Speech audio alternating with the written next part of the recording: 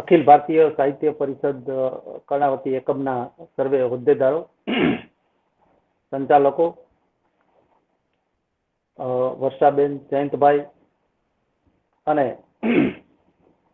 મારી સાથે જોડાયેલા સૌ શ્રોતાઓ, આપ સૌને મારા નમસ્કાર.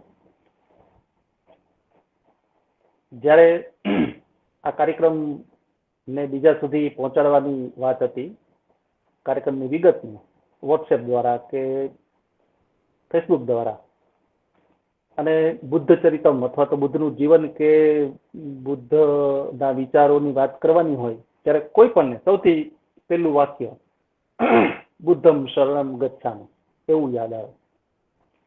પછી ધમ્મમ શરણમ ગચ્છામિ અને પછી સંઘમ શરણમ ગચ્છામિ. આ બુદ્ધના 3 સૂત્રો છે. અને એમાં જયારે બુદ્ધમ શરણમ ગચ્છામિ એવું કરીને પછી જયારે મેં મારી નોટ મૂકી રહેતી ફેસબુકમાં, વોટ્સએપમાં મિત્રોને જાણ કરવા માટે, ત્યારે મને એમ થયું, વર્ષાબેને હમણાં કહ્યું કે સંસ્કૃત બોલતા હોય છે આ લોકો, એટલે મને એમ થયું કે બુદ્ધમ શરણમ ગચ્છામિ તો એક જણાની વાત થઈ કે હું બુદ્ધના શરણે જાઉં છું. પણ ખરેખર તો આ જગતે આખાએ બુદ્ધના શરણે જવાની જરૂર છે. આ દેશ આખાએ બુદ્ધના શરણે જવાની વાત છે. મારી સામે જે શ્રોતાઓ હશે અથવા તો મારી નોંધ ફેસબુક પર કે વોટ્સએપ પર જેને મળશે, એ બધાની જયારે વાત છે ત્યારે બુદ્ધમ શરણમ ગચ્છામિ એવું સૂત્ર ટૂંકવું પડે. ત્યારે તો એમ કેવું પડે કે બુદ્ધમ શરણમ ગચ્છામહ. અમે બધા વયમ બુદ્ધમ શરણમ ગચ્છામહ. અમે બધા બુદ્ધના શરણે જઈએ. તો બધાએ બુદ્ધના શરણે જવાની વાત છે.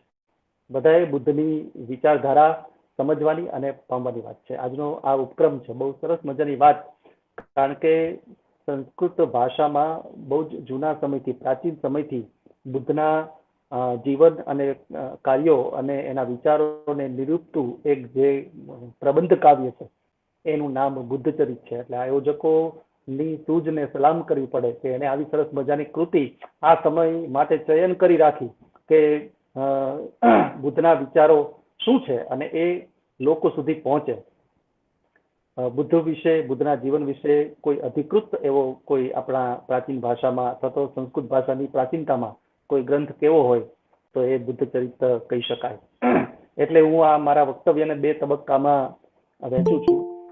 પહેલો તબક્કો છે એ બુદ્ધનું જીવન, એ બુદ્ધ ચરિત નામના પ્રબંધ કાવ્યના આધારે બુદ્ધનું જીવન, એનો સમય, એનું બાળપણ, એની કેટલીક ટૂંકમાં વાત કરીશ. અને પછી બીજા તબક્કામાં વક્તવ્યના બુદ્ધના વિચારો અને બુદ્ધત્વ શું છે, બુદ્ધત્વ ખરેખર પામવાની વાત તો દૂર છે, પણ બુદ્ધત્વ શું છે એ આપણે જાણી લઈએ તો પણ એ જીવનની બહુ મોટી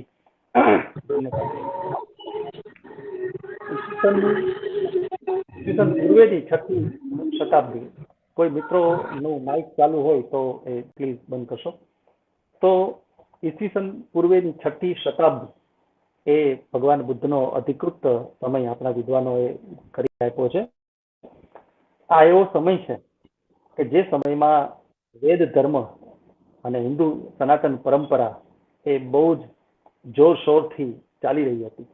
વેદ ધર્મનો મધ્યાહન તપતો હતો એમ કહી શકાય. વેદના કર્મકાંડોની એક બહુ જ મોટી વિભાવના હતી.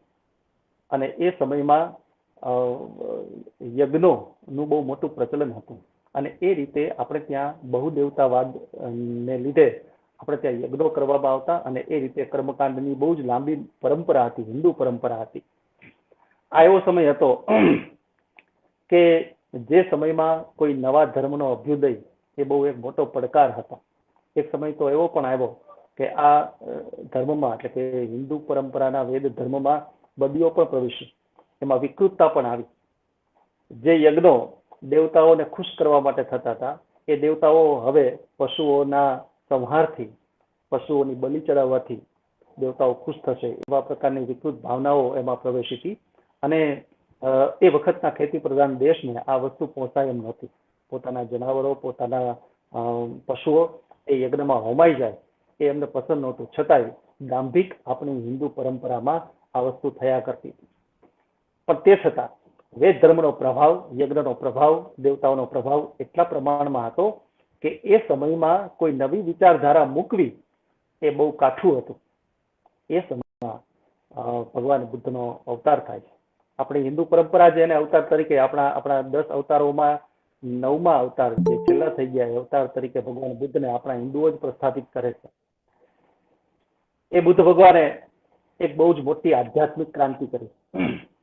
બુદ્ધ ભગવાન પહેલા આપણું રામાયણ રચાઈ ગયું છે, આપણું મહાભારત રચાઈ ગયું છે, અને એ મહાભારતમાં આપેલી ધારણા ધર્મ એવી વ્યાખ્યાને ભગવાન બુદ્ધે નવા કિલ્લાઓ સાથે વ્યાખ્યાયિત કરી અને ધર્મ શું છે એને નવી પદ્ધતિથી લોકોની સામે મૂકી આપ્યો.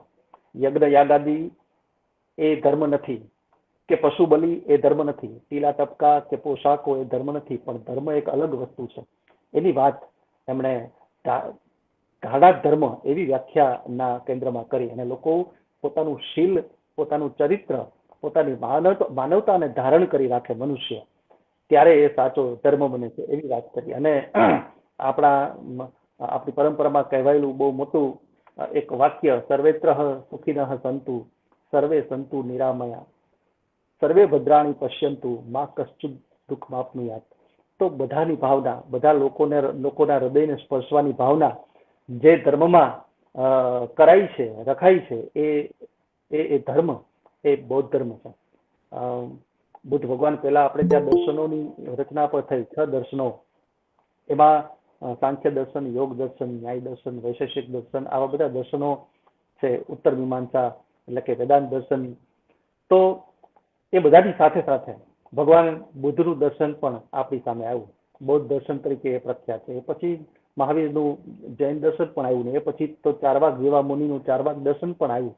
પણ આ જે 3 દર્શનો જે હું વાત કરું છું, એ 3 દર્શનો એ વેદ ધર્મને માન્યતા આપતા નથી. અને એટલા માટે જ તત્કાલીન સમયના આપણી પરંપરાના વિદ્વાનો કે મુનિઓ એને નાસ્તિક દર્શનો કહ્યા. જ્યારે પેલા 6 દર્શનો છે એ આસ્તિક દર્શન છે. પણ નાસ્તિક દર્શનનો મતલબ એવો નથી કે એ ઈશ્વરમાં શ્રદ્ધા નથી ધરાવતા, એ માત્ર વેદ પરંપરામાં, યજ્ઞ યાગાદીમાં પરંપરામાં એ શ્રદ્ધા નથી ધરાવતા, અને એટલા માટે એ દર્શન એ નાસ્તિક દર્શનો થયા.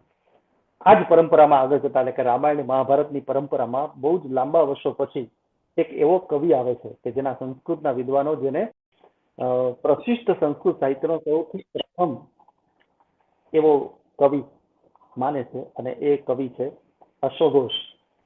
અશ્વઘોષે સંસ્કૃત પ્રશિષ્ટ સાહિત્યનો પ્રારંભ કર્યો.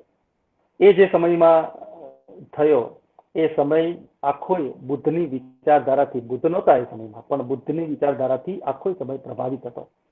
કારણ કે લોકોને નવું જોઈતું હતું, લોકો થાકેલા હતા પરંપરાથી, ધર્મની પરંપરાથી અને પરંપરાના ધર્મથી, બંનેથી થાકેલા હતા, અને એમને કશીક નવી વિચારધારાની જરૂર હતી. ને એ સમયમાં બુદ્ધે એક આધ્યાત્મિક ક્રાંતિ સર્જી, એક નવો સરળ માર્ગ, ધર્મને અપનાવવા માટેનો, ધર્મ કરવા માટેનો એક નવો સરળ માર્ગ, જેને મધ્ય માર્ગ પણ કહે છે, એની આગળ વાત કરવાનો છું, એ એમણે લોકોને દર્શાવ્યો.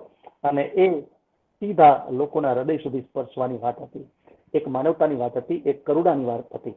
તો એવો એક ધર્મ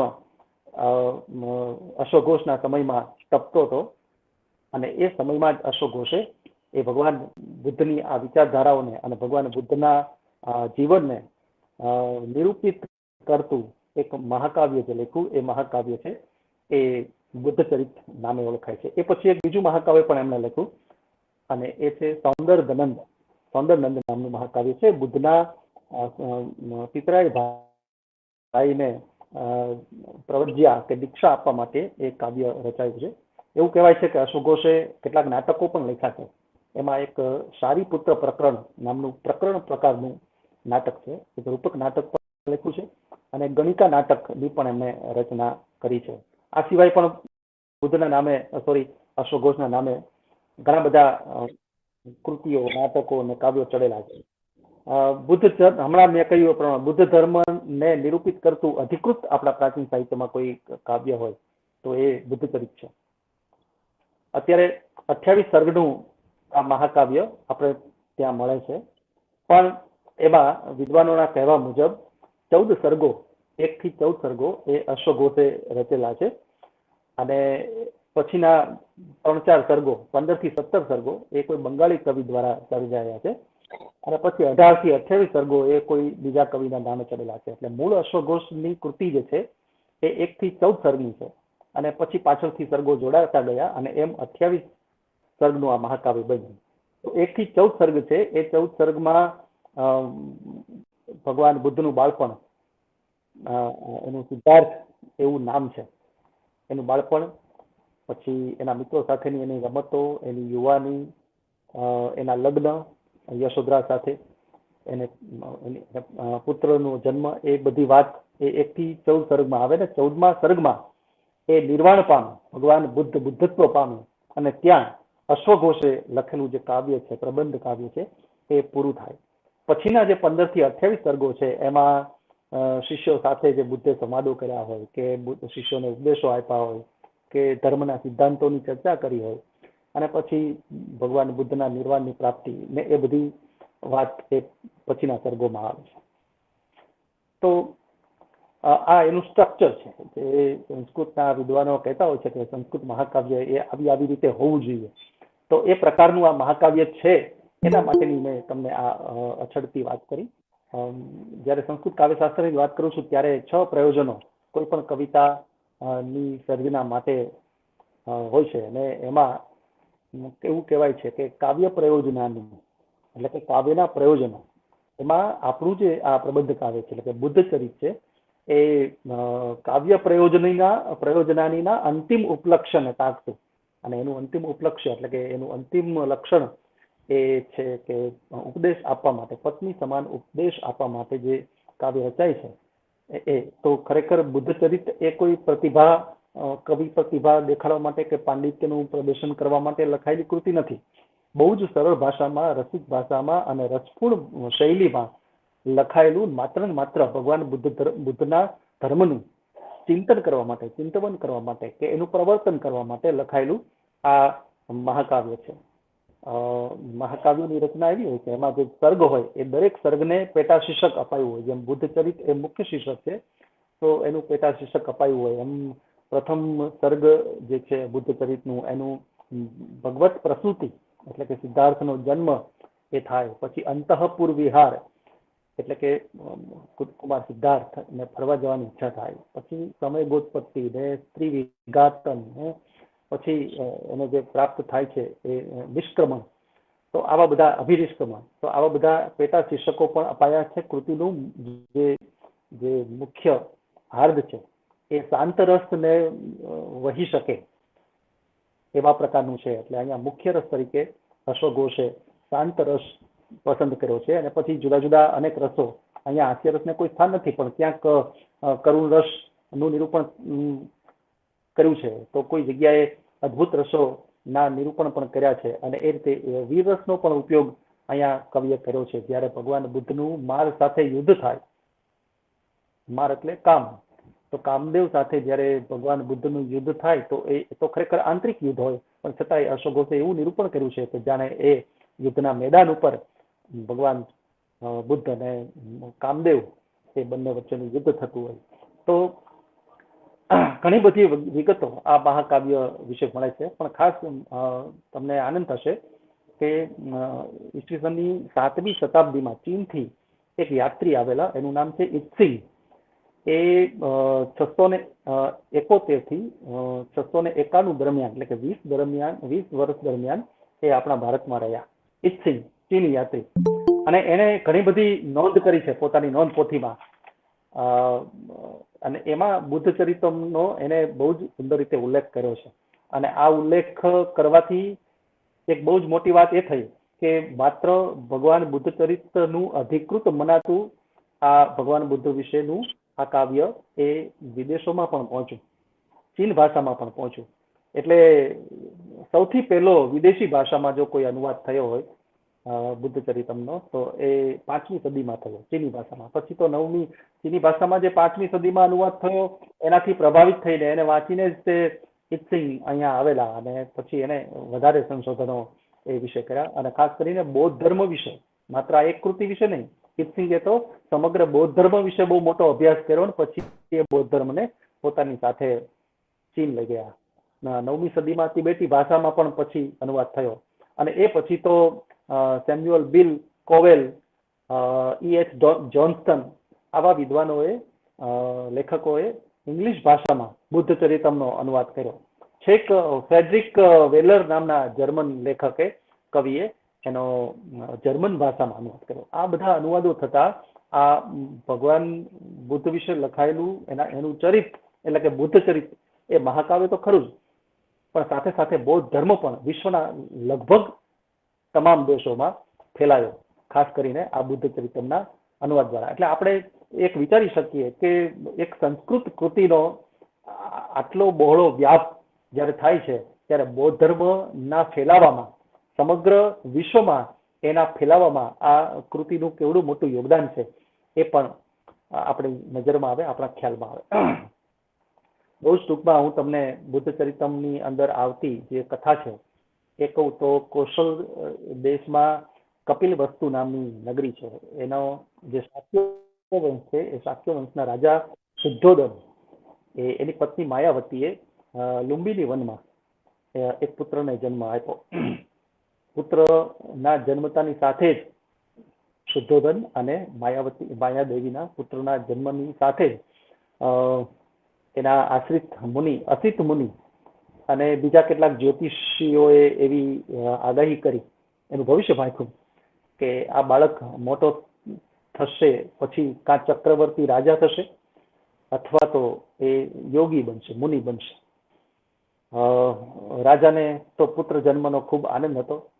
એના પોતાના તમામ મનોરથો સિદ્ધ થયા એટલે એનું નામ સિદ્ધાર્થ એવું રખાયું. સર્વાર્થ સિદ્ધ કે સિદ્ધાર્થ એવું નામ પણ રખાયું. પોતાના પુત્રનું મન વિચલિત ન થાય એટલા માટે એને ઘણા બધા પ્રયત્નોના નાનપણથી કરેલા.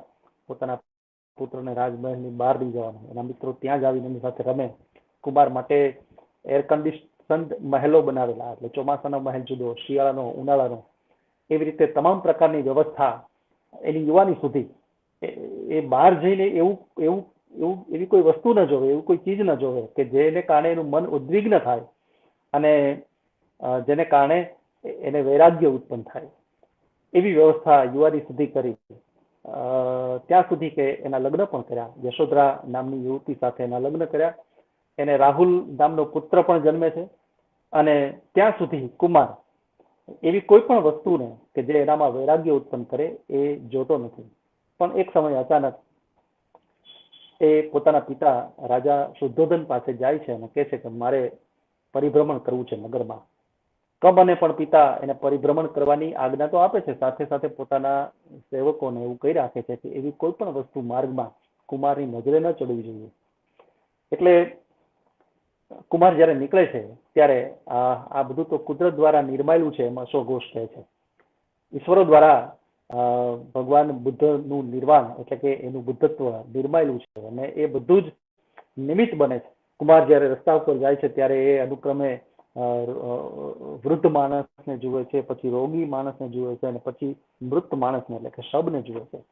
આ બધું જયારે જોવે છે ત્યારે એની વિચારધારા કંઈક જુદી દિશામાં ફંટાય છે અને એવું માનતો થઈ જાય છે કે સર્વસ્વ લોકે નિયતો વિનાશ.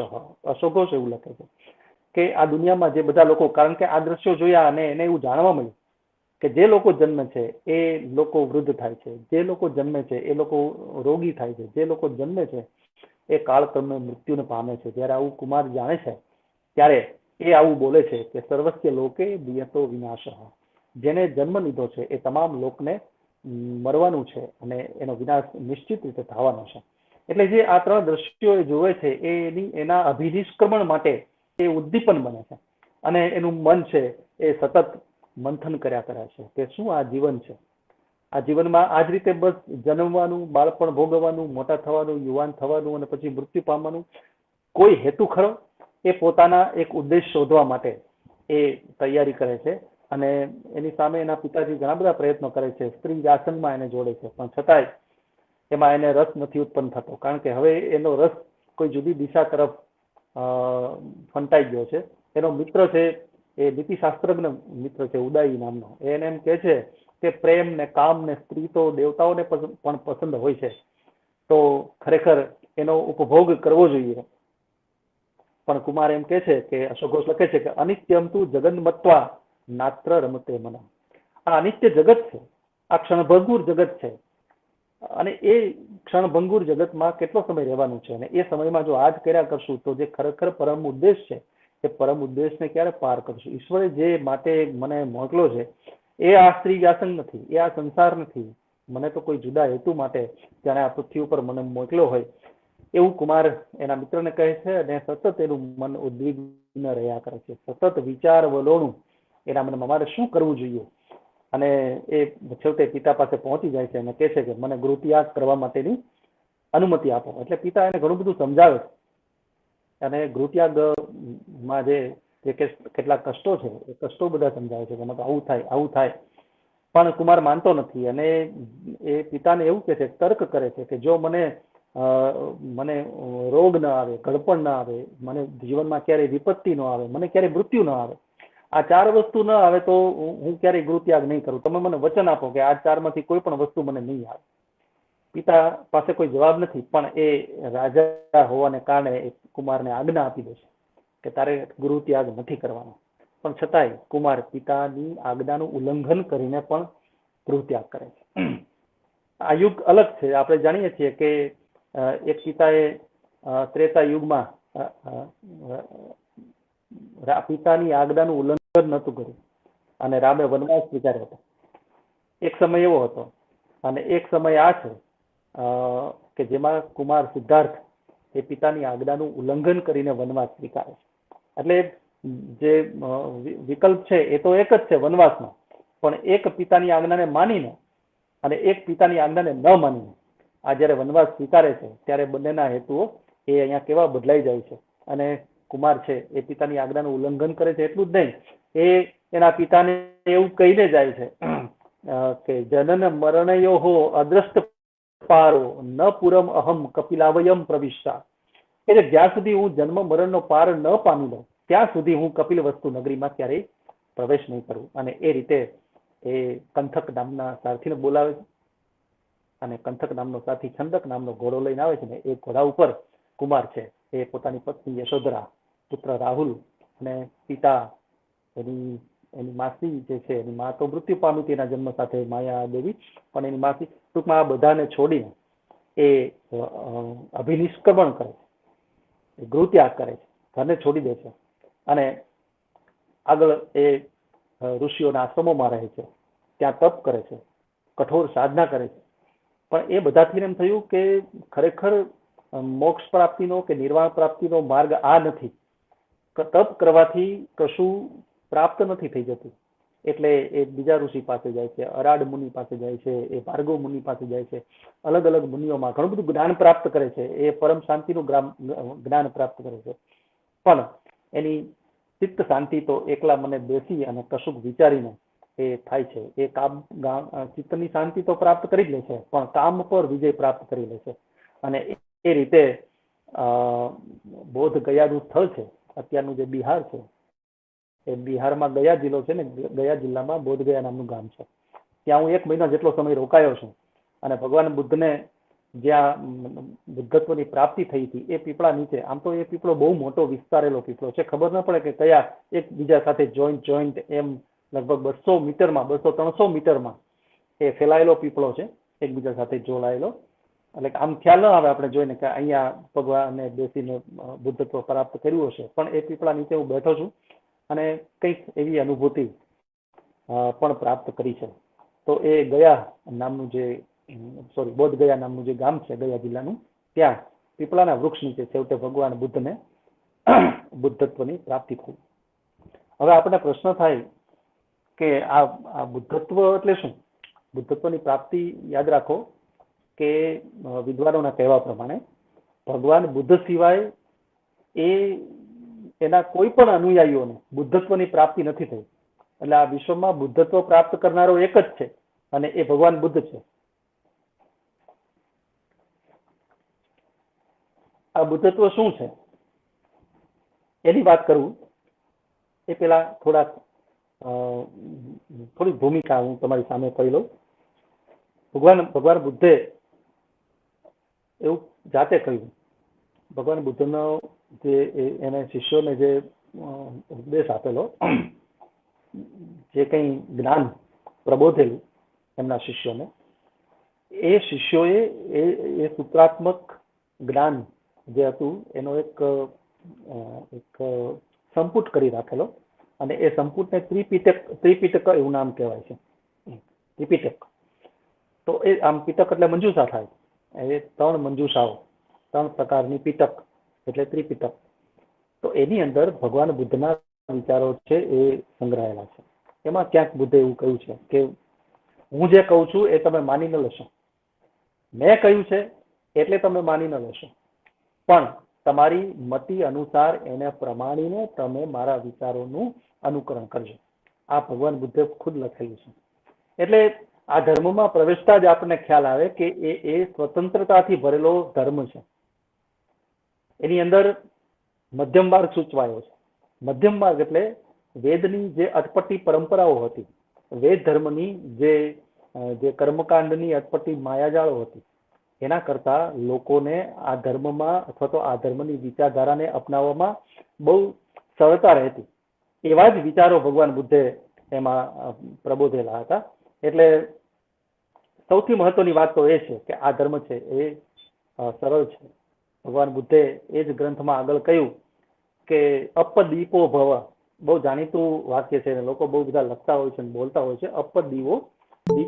અપદીપો ભવ એટલે કે તું જાતે તારો દીવો થા, કોઈનું અજવાળું ઉઘરાવા ન દે. જ્ઞાન માર્ગમાં પ્રવેશ કરીએ ત્યારે આ વાત બહુ મહત્વની હોય છે કે આપણે આપણો દીવો જાતે થવાનો હોય છે. પારકું અજવાળું છે એ ક્યારેય આપણને અજવાળ આપી શકતું નથી.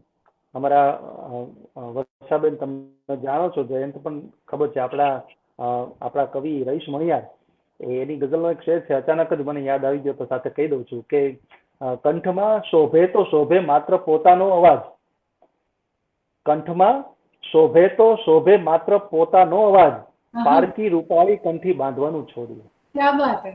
પારકી રૂપાળી કંઠી એટલે આપણો પોતાનો અવાજ હોવો જોઈએ, આપણે આપણો પોતાનો દીપક હોવા જોઈએ. બીજાની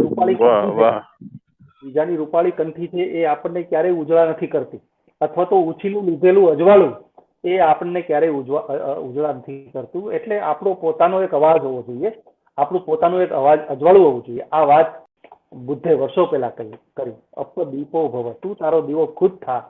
એટલે આ પ્રકારના વિચારો અને વિચારધારાનો બહુ પ્રસાર થયો બૌદ્ધ ધર્મના પ્રચારમાં. તત્કાલીન બુદ્ધ પછી થોડા સમય પછી સમ્રાટ અશોક નું નામ આપણે જાણેલું છે. એટલે એનો તો આખો પરિવાર બૌદ્ધ ધર્મી થઈ ગયેલો. એની પુત્રી સંઘમિત્રા, એનો પુત્ર, આ બધા એ તો પ્રવજ્ય ધારણ કરેલી લીધેલી.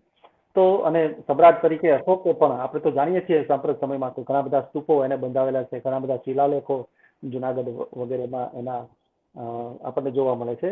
તો એનો બહુ મોટો ફાળો છે બૌદ્ધ ધર્મના પ્રસારમાં. સમ્રાટ પછી તો આગળ જતા આ ધર્મ, મેં હમણાં ચીનની વાત કરી, ચીનથી તિબેટ, હિમાલયથી ચીન પહોંચ્યો, ચીનથી તિબેટ આ ધર્મ ગયો, ત્યાંથી મંગોલિયા, કોરિયા અને થાઈલેન્ડ ને છેક ત્યાંથી જાપાન. એટલે આમ જો તો વિશ્વના મોટા ભાગના જે દેશો છે એ દેશો સુધી આ ધર્મ પહોંચ્યો. અને ત્યાં સુધી પહોંચવાનું પણ મિત્રો એક કારણ છે કે લગભગ 600 વર્ષ જેટલો સમય આપણા આર્યાવર્તમાં આ બૌદ્ધ ધર્મનો સૂર્ય તપેલો રહ્યો. પણ એ સમય પછી જ્યારે મધ્ય એશિયામાં મુસ્લિમ સામ્રાજ્યનો ઉદય થયો ત્યારે મધ્ય એશિયામાંથી એટલે કે અફઘાનિસ્તાન વગેરે જેવા દેશોમાંથી મુસ્લિમ શાસકો ભારત ઉપર ચડી આવેલા. એ સમયે વિચાર કરો કે નાલંદામાં એ સમયે 10,000 જેટલા બૌદ્ધ ભિક્ષુકો હતા. અને અફઘાનિસ્તાનથી આવેલા એક મોહમ્મદ બખ્તિયાર નામના એક મુસ્લિમ શાસકે એક સાથે 10,000 બૌદ્ધ ભિક્ષુકોની હત્યા કરી અને બીજા પણ ઘણી બધી હત્યાઓ કરી. નાલંદાની 5 માળની વિદ્યાપીઠ અને એનું ગ્રંથાલય એ આ મોહમ્મદ બખ્તિયારે બાળી નાખેલું. ઠંડીના સમયમાં ઠંડીમાંથી બચવા માટે આગ કરી પુસ્તકાલયની. અને એટલે વાત એ છે કે મુસ્લિમ સંપ્રદાય એટલે કે ઇસ્લામ સંપ્રદાયનું જ્યારે ભારતમાં આગમન થયું ત્યારે એની હિંસાત્મકતાને કારણે આ ધર્મ છે એ પાછો પડ્યો. આ ધર્મને બીજા દેશોમાં જવું પડ્યું. એ સમયે એક નવી વિચાર ક્રાંતિ લઈને આપણે ત્યાં જે આપણી જે સનાતન ધર્મ પરંપરા, હિન્દુ સનાતન ધર્મની પરંપરા હતી, એની વિચારધારાને આગળ કરવા માટે આપણે ત્યાં શંકરાચાર્યનો જન્મ થયો. એક બાજુ મુસ્લિમ શાસકોની હિંસા અને બીજી બાજુ એને કારણે બૌદ્ધ ધર્મ અટકેલો, અને બીજી બાજુ એક હકારાત્મકતાથી હિન્દુ સનાતન પરંપરાને અદ્વૈત વિચારધારામાં આગળ લઈ જનાર એવા શંકરાચાર્યનો ઉદય થયો. આ બે વાત બની, આ બે તબક્કાઓ બન્યા, એને કારણે આ બૌદ્ધ ધર્મ છે એ ભારતમાંથી ખસતો ગયો અને આગળ બીજા દેશોમાં પ્રસરતો ગયો. જ્યારે મુસ્લિમ શાસકો આપણે ત્યાં આવતા અને બૌદ્ધ ભિક્ષુને જોવો ત્યારે એની ખૂબ નફરત એને થતી. ભગવાન બુદ્ધ તો હતા ને એ સમયે, પણ એના અનુયાયીઓ બહુ મોટા હતા. એટલે બૌદ્ધ ભિક્ષુઓને જોવે ત્યારે એને ખૂબ એની ઘૃણા થતી અને એની હત્યા કરતા. ભગવાન બુદ્ધની મૂર્તિઓ તો અસંખ્ય હતી. એ બધા બુદ્ધ કહેતા. બુદ્ધ, આ બુદ્ધ છે ને, બુદ્ધ, એનું અપભ્રંશ બુદ્ધ થયું. એટલે આ અરબી ભાષી લોકો જયારે આ શાસકો આવતા ત્યારે એમ કે બુદ્ધને પાડો, બુદ્ધને એટલે કે બુદ્ધને પાડો. પણ ખરેખર એ બુદ્ધની પ્રતિમાને એ પાડતા. અને પછી તો આગળ જતા પ્રતિમા માટે જ બુદ્ધ શબ્દ આપણે જાણીએ છીએ અરબી ભાષામાં, ફારસી ભાષામાં પ્રતિમા માટે બુદ્ધ, પણ એ ખરેખર બુદ્ધનું અપભ્રંશ છે. પણ આ બધા કાળોથી એ ધર્મ, બૌદ્ધ ધર્મને બહુ મોટી આંચ આવી અને એને ભારત, એક સમય તો એવો આવ્યો કે ભારતમાંથી બૌદ્ધ ધર્મ છે એ સાવ મૃતપ્રાય થયો, પણ બીજા અસંખ્ય દેશોમાં બૌદ્ધ ધર્મનો ફેલાવો હતો. હવે જે હું તમને વાત કરવા માંગુ છું, બુદ્ધત્વ એટલે શું, તો એક બહુ મોટી વાત છે. બુદ્ધત્વ એક વિચારધારા છે, અને એ સમજવા માટે તો હું અહીંથી જે સ્થાનેથી બેઠો છું એના માટે હું તો નાનો છું, અને સમજાવવા માટે પણ બહુ નાનો છું. કારણ કે જ્યારથી મેં બુદ્ધ વિશે હું કેટલા ગ્રંથો વાંચ્યા અને પૂર્વે કેટલા ગ્રંથો વાંચેલા છે બુદ્ધ વિશેના, એ હું તમને છેલ્લે વાત કરીશ. પણ જયારે બુદ્ધ વિશે વાંચું છું ત્યારે મને એવું થાય, કારણ કે અમે મિત્રો છે એ વાતમાં અમે બોલ્યા કરતા હોઈએ કે ભાઈ મને તો બુદ્ધત્વ મળી ગયું છે.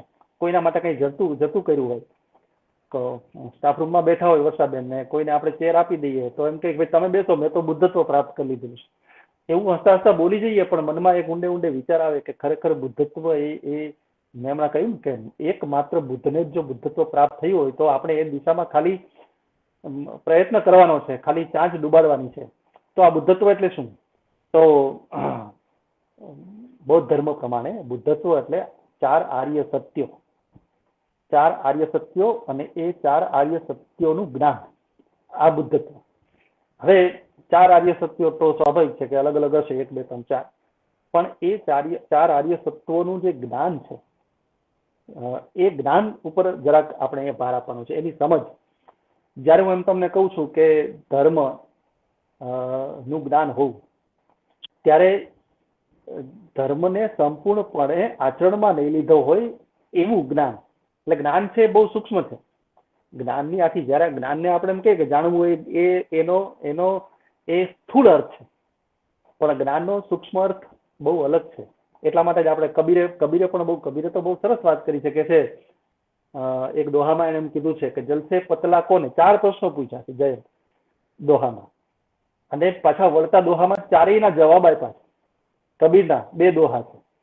એ પેલા દોહામાં એમ કે છે 4 પ્રશ્નો, દરેક ચરણમાં દોહાના 4 પ્રશ્નો.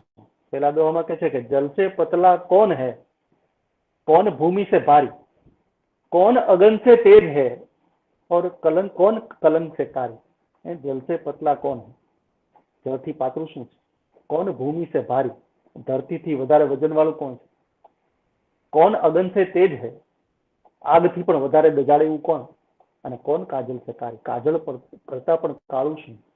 એટલે પછી આગળના બીજા દોહામાં એ ચારેયના જવાબ આપે છે કે જલ સે પતલા જ્ઞાન है, पाप भूमि से भारी, क्रोध अगन से तेज है, और कलंक काजल से कारी. તો આ પહેલી જ વાત આપણે એમ કરીએ કે જલ સે પતલા જ્ઞાન, જળથી પણ કોઈ પાતળું હોય તો એ જ્ઞાન છે, બહુ સૂક્ષ્મ છે જ્ઞાન. એ કયા અર્થમાં? તો કે એ આચરણમાં નથી આવતું ત્યાં સુધી. જો એ આચરણમાં આવી જાય, જો હું એમ કહું કે હું ધર્માચરણ કરું છું, અથવા તો હું એમ કહું કે આપણે ધર્માચરણ કરવું જોઈએ, એ જ્યાં સુધી વાક્યમાં રહી જાય, જ્યાં સુધી પ્રવચનમાં રહી જાય, જ્યાં સુધી કિતાબમાં રહી જાય, ત્યાં સુધી એ ખરેખર જ્ઞાન નથી. પણ જ્ઞાન ત્યારે છે જ્યારે આપણા આચરણમાં આવે. એક બહુ સરસ મજાની વાત છે. આમ તો બહુ ટૂંકમાં, મારે તો સમય પણ બહુ ટૂંકો છે અને એમાં ઘણી બધી વાત બુદ્ધ વિશે વાત કરવાની હોય એટલે સ્વાભાવિક છે સમય ટૂંકો પણ છે. પણ યુધિષ્ઠિરને એના ગુરુજીએ, યુધિષ્ઠિર બધા વિદ્યાર્થીઓ, પોતાના ભાઈઓ નાના હતા ત્યારે લેસન આપેલું દ્રોણાચાર્યએ કે સત્યમ વદ, આ પાઠ પાકો કરતા આવજો. એટલે બધા બહુ રાજી થઈ ગયા હતા કે સામાન્ય રીતે તો ગુરુજી લાંબા લાંબા 4-4 લીટી વાળા શ્લોક આપતા હોય છે પાકા કરવા માટે, અને આજે તો સત્યમ વદ એટલું જ કીધું. એટલે બીજે દિવસે જયારે બધા આવ્યા ત્યારે તો પાઠ પાકો કરીને આવ્યા હતા, બધા બોલી ગયા સત્યમ વદ, સત્યમ વદ. સત્યમ વદ એટલે સાચું બોલો, એવું ગુરુએ શીખવાડ્યું હતું, સત્યમ વદ. અને બીજે દિવસે પાકું કરવાનું હતું. બધાએ કરી લીધું, પણ યુધિષ્ઠિરે ન કર્યું. એટલે ગુરુને બહુ રહસ્ય થયું, જિજ્ઞાસા થઈ કે આ બધાને આવડી જાય તો યુધિષ્ઠિરને તો આવડી જ જવું જોઈએ, એને કેમ નથી આવડ્યું? એટલે એને પૂછ્યું તો કે છે કે માફ કરજો ગુરુજી, મને પાઠ પાકો થયો નથી. એટલે ગુરુજીને ખબર પડી કે આમાં કઈ હોવું જોઈએ રહસ્ય. એટલે એને બીજા દિવસે લઈને આવવાનું કીધું, પાકો કરીને આવવાનું. બીજા દિવસે પાકો કરીને આવજો. બીજે દિવસે પણ બાળ યુધિષ્ઠિર એ પાકો કરી નથી આવતો, કહે છે કે મને પાઠ પાકો થયો નથી. તો ત્રીજે દિવસે લઈને આવવાનું કીધું. ત્રીજે દિવસે પણ યુધિષ્ઠિરે એ જ જવાબ આપ્યો કે મને પાઠ પાકો થયો નથી, સત્યમ વદ, મને પાકું થયું નથી. એટલે દ્રોણાચાર્યએ થોડા ઊંચા અવાજે કીધું કે 3-3 દિવસથી તું પાઠ પાકો કરી નથી આવતો, એનું કારણ શું છે? એટલે યુધિષ્ઠિર કહે છે, માફ કરજો ગુરુજી, હું છેલ્લા 3 દિવસથી સત્ય બોલવાના પ્રયત્નો કરું છું, પણ હજી પણ ક્યારેક ક્યારેક અસત્ય બોલી જવાય. આ જ્ઞાન જ્યાં સુધી આચરણમાં ન આવે ત્યાં સુધી શીખા નથી. જ્યાં સુધી સાચું બોલો એવું જો જીવનમાં એપ્લાય ન થાય ત્યાં સુધી એ ખરેખર શીખા નથી, ત્યાં સુધી એનું જ્ઞાન થયું જ નથી. તો આ માન્યતા છે. જ્ઞાન આ અર્થમાં પાતળું છે, યાદ રાખજો. જ્ઞાન આ અર્થમાં સૂક્ષ્મ છે. તો એ 4 આર્ય સત્યોની જે વાત કરી એ બહુ મહત્વના છે, કારણ કે એનું જ્ઞાન થઈ જવું એ બહુ મોટી વાત છે. એમાં જે પહેલું આર્ય સત્ય છે ભગવાન બુદ્ધની વિચારધારા પ્રમાણે, એ છે સર્વમ દુઃખમ દુઃખમ. આ પેલું આર્ય સત્ય, બધું જ દુઃખમય છે. પછી બીજું કીધું કે દુઃખનું કારણ છે. એક છે તે દુઃખ છે, બીજું કે દુઃખનું કારણ છે. શું દુઃખનું કારણ છે? તો કહે છે કે તૃષ્ણા. તૃષ્ણા એ દુઃખનું કારણ છે. આપણે ત્યાં ભગવાન બુદ્ધ પહેલા પણ આ વાત કરેલી છે કે કામ, ક્રોધ, મદ, મોહ, લોભ, મત્સર, આ જે ષડ રિપુણામ એવું કહેવાય છે, 6 દુશ્મનો છે મનુષ્યના, એ અંદર જ બેઠેલા છે. એ જ મનુષ્યને ખતમ કરે છે. લોકોને મોહ હોય છે, લોકોને લોભ હોય છે, લોકોને અહંકાર હોય છે. આ બધું જ ક્યાંથી આવે છે? તૃષ્ણામાંથી આવે છે. તૃષ્ણા છે આ બધાનું મૂળ છે. એટલે લોકો દુઃખથી ઘેરાયેલા છે. તો કે છે કે દુઃખનું કારણ છે તૃષ્ણા. અને ત્રીજું જે આર્ય સત્ય છે એ છે કે દુઃખ નિરોધ. એટલે કે આ જે તૃષ્ણા છે એ તૃષ્ણાને રોકી શકાય એમ છે. તમે ધારો તો કામ, ક્રોધ, મદ, મોહ, લોભ, મત્સર એટલે કે ઈર્ષા, આ બધાથી તમે મુક્ત થઈ શકો એમ છો. એના માટેનો પ્રયત્ન કરવો તમારે જરૂરી છે. અને પછી ચોથું આર્ય સત્ય છે દુઃખ નિરોધ ગામિની પ્રતિપદા. એટલે આટલું કર્યા પછી જે તમને પ્રાપ્ત થાય એ એટલે કે નિર્વાણ. તમે લોભથી મુક્ત થાવ, તમે મોહથી મુક્ત થાવ, તમે અહંકારથી મુક્ત થાવ, અને પછી જે પ્રાપ્ત થાય છે એ નિર્વાણ છે. તો આ જે 4 આર્ય સત્યો છે, એ આર્ય સત્યો જો સમજાઈ જાય, એનું જો જ્ઞાન થઈ જાય, મેં હમણાં કીધું એ અર્થમાં, એના સૂક્ષ્મ અર્થમાં એ આચરણમાં આવે તો આ બુદ્ધની વિચારધારાને આપણે સમજ્યા કહેવાય. મેં હમણાં કહ્યું કે બહુ જ સરળ આ ધર્મ છે. કોઈ પણ ધર્મમાં આટલી સરળતા અને આટલી સ્વતંત્રતા અપાઈ નથી. એનું કારણ એ આ 4 આર્ય સત્યો, અને બીજું જે એનું કારણ છે એ છે એનો પંચશીલ માર્ગ. એ બહુ મહત્વનો છે, જેને મધ્યમ માર્ગ પણ કહે છે. મધ્યમ માર્ગ એટલા માટે બૌદ્ધ ધર્મને કીધો છે કે એ બહુ સરળ માર્ગ છે અને એ બહુ વ્યાપક માર્ગ છે. પંચશીલ એ એનો મધ્યમ માર્ગ છે. કયા કયા પંચશીલ? તો એમાં સૌથી પહેલું છે કે હિંસા ન કરવી. હિંસા ન કરવી. બીજું છે ચોરી ન કરવી. ત્રીજું છે વ્યભિચાર ન કરવો. ચોથું છે અસત્ય ન બોલવું. અને 5મું છે વ્યસન ન કરવું. આ મધ્યમ માર્ગ છે. આ પંચશીલ જેને કહેવાય છે બૌદ્ધ ધર્મની અંદર પંચશીલ. તો તમે જુઓ કે આ ન કરવું, આ ન કરવું, આ ન કરવું, એ બૌદ્ધ માર્ગ છે. હિંસા ન કરવી, ચોરી ન કરવી, વ્યભિચાર ન કરવો, વ્યસન ન કરવું, અસત્ય ન બોલવું. સામાન્ય રીતે બીજા ધર્મમાં આપણે જોઈએ છીએ તો આમાં આ કરવું, આ કરવું, આ કરવું એવી વાત આવે. જયારે આ ધર્મે કીધું કે આ નહીં કરવાનું, પેલા કોઈ એમ કે ભાઈ ટીલા કરવા, ટપકા કરવા, કંઠી બાંધવી, ભગવા પહેરવા, ત્રિપુંડ તાણવું, માળા પહેરવી, રુદ્રાક્ષ પહેરવા, આ ધર્મ બહુ સરળ છે. તમે થઈ શકે એવી માનવતાથી લોકોને અપનાવો, એ આ ધર્મ છે. ગાંધીજીએ આપણને 11 મહાવ્રતો આપ્યા છે. તમે હવે સમજી ગયા હશો કે એમાંથી કેટલાક તો આપણા પંચશીલમાં જોવા મળે છે. અને ગાંધીજી તો બહુ મોટા વાચક ને વિચારક હતા. એને તો જે બહુ થિયરી એને વાંચી હોય, આપણા દર્શનો એને વાંચ્યા હોય, અને સત્ય, અહિંસા, ચોરી ન કરવી, વણજોતું, નવ સંઘરવું, આ 11 મહાવ્રતો છે. એમાંના 5 આપણે બૌદ્ધ ધર્મની અંદર પંચશીલ નામે અહીંયા આપણે જોઈએ છીએ. અષ્ટાંગ માર્ગ પણ આ પંચશીલ જે વિચારધારા છે એ વિચારધારાને લંબાવીને ભગવાન બુદ્ધે અષ્ટાંગ માર્ગ પણ આપ્યો. બુદ્ધે ક્યારેય ટોળા નથી કર્યા શિષ્યોના. એના બહુ ઓછા શિષ્યો હતા. અને હા, એના અનુયાયીઓ બહુ હતા, પણ એના નજીકના જેને પોતે જે પ્રબોધતા, જેને ઉપદેશ આપતા, જેને સિદ્ધાંતોની વાત કરતા, એના 4 શિષ્યો. આમાં તમે કદાચ આનંદનું નામ સાંભળ્યું હશે. ઘણી બધી કથાઓમાં અને જૈન ધર્મની કથાઓ આવે એમાં આનંદ એનો બહુ જ અત્યંત નજીકનો શિષ્ય હતો. મહાકાશ્યપ નામનો એક શિષ્ય, શારીપુત્ર નામનો એક શિષ્ય અને મોદગલ્યાયન નામનો, આ 4 એના બહુ નજીકના શિષ્યો હતા.